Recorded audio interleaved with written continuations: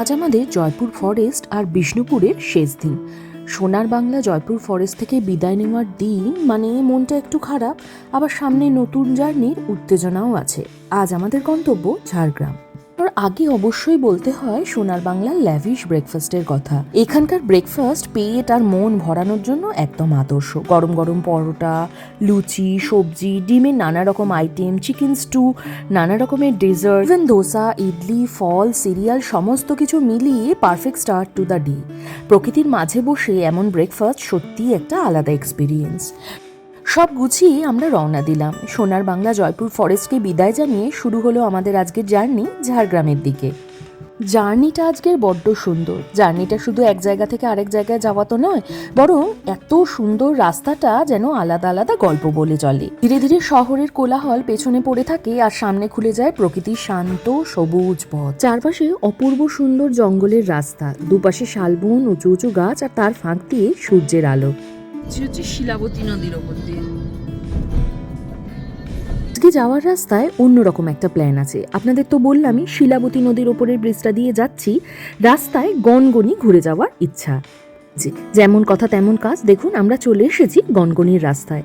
এখানে মাঝখানে গাড়ি থামিয়ে 100 টাকা মতো পার্কিং চার্জ দিতে হলো। তারপরে একটা ফাঁকা জায়গায় গাড়ি রেখে চলে এসেছি এই যে গনগনিতে। গনগনিকে অনেকেই বাংলার গ্র্যান্ড ক্যানিয়ন বলে থাকেন। শিলাবতী নদী থেকে পাহাড়, মাটি ক্ষয়ে তৈরি হওয়া এই প্রাকৃতিক ল্যান্ডস্কেপ সত্যিই ভালো লাগে দেখতে। লাল মাটির দেওয়াল, গভীর খাদ, আর তার মাঝখান দিয়ে বয়ে যাওয়া নদীর শুকনো পথ, সবটা মিলিয়ে দারুণ সুন্দর একটা ল্যান্ডস্কেপ বটেই। সৌন্দর্যের মাঝেই চোখে লাগলো একটা ভীষণ খারাপ ছবি। মানুষের অসচেতনতায় গনগনি আজ ভীষণভাবে নোংরা করে ফেলা হয়েছে। ক্যানিয়নের ফাঁকে ফাঁকে চলছে পিকনিক, খাওয়া দাওয়া, আর তার পরিণতিতে চারদিকে পড়ে রয়েছে জলের বোতল, চিপসের, বিস্কুটের প্যাকেট, প্লাস্টিক, নানা রকমের আবর্জনা। তো সুন্দর প্রাকৃতিক একটা জায়গা, যাকে দেখে গর্ব হওয়ার মতো, আজ আমাদের হাতেই সে নোংরার পথে হাঁটছে। এই সত্যিটা মেনে নেওয়া খুবই কষ্টের। তবে এর মধ্যেও গনগনির একদম পাশে শিলাবতী নদীর ধারটা এখনো দেখে চোখ জুড়িয়ে যায়। নদীর বিস্তৃত বালুচর, খোলা আকাশ, আর চারপাশের প্রাকৃতিক পরিবেশ সেখানে দাঁড়িয়ে এক মুহূর্তের জন্য হলেও বেশ শান্তি দেয়। যদি আমরা আরেকটু সচেতন হই, প্রকৃতিকে একটু সম্মান করি, তাহলে গনগনি আর শিলাবতী নদীর এই সৌন্দর্য আগামী প্রজন্ম একইভাবে উপভোগ করতে পারবে।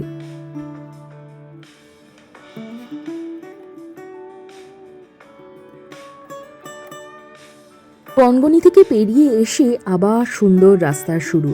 কোথাও সবুজ আলুর ক্ষেত, কোথাও ছোট ছোট গ্রামগঞ্জ, রাস্তার ধারে মাটির বাড়ি, সাইকেল চালিয়ে যাওয়া মানুষ, মাঠে কাজ করা কৃষক, সব মিলিয়ে একেবারে মাটির গন্ধে ভরপুর একটা দৃশ্য। এক এক জায়গার সৌন্দর্য এতটাই চোখে লাগছিল, মনে হচ্ছিল এখানে দাঁড়িয়ে অনেকক্ষণ ধরে চোখে গায়ে মেখে নিয়ে সেই জায়গার সবটুকুটা। বলুন, আমরা এসে পড়েছি প্রায় ঝাড়গ্রামের কাছাকাছি, আর দেখাচ্ছে মাত্র 12 কিলোমিটার মতো রাস্তা। এই জার্নিটা কিন্তু বিশাল লম্বা, প্রায় 5 থেকে 6 ঘন্টা লেগেছে। মাঝে যদিও আমরা ব্রেক নিয়েছি, তবে একটা কথা মনে রাখতে হবে, এই লম্বা স্ট্রেচ রাস্তাটায় খাওয়ার জায়গার অপশান কিন্তু একেবারে নেই। তাই সঙ্গে বাচ্চা থাকলে পরিমাণ মতো খাবার দাবার প্যাক করে নিয়ে বেরোনোটাই বুদ্ধির কাজ, কারণ এই দিনটা আমাদের বেশ অসুবিধা হয়েছিল। হোক, বাড়ি থেকে আনা কিছু কেক, বিস্কিট, চিপস থাকায় সেদিনটা মোটামুটি সামাল দেওয়া গেছিল। কথা বলতে বলতে চলে এসেছি ঝাড়গ্রাম রাজবাড়ি। একটা গুরুত্বপূর্ণ কথা বলে রাখি, ঝাড়গ্রাম রাজবাড়িতে ঢুকতে হলে অবশ্যই আগাম বুকিং থাকতে হয়। বুকিং ছাড়া কিন্তু এখানে নো এন্ট্রি। রাজবাড়ির গেট পেরিয়ে ভেতরে ঢোকার মুহূর্তে মনে হয় ইতিহাসের ভেতরে পা রাখছি।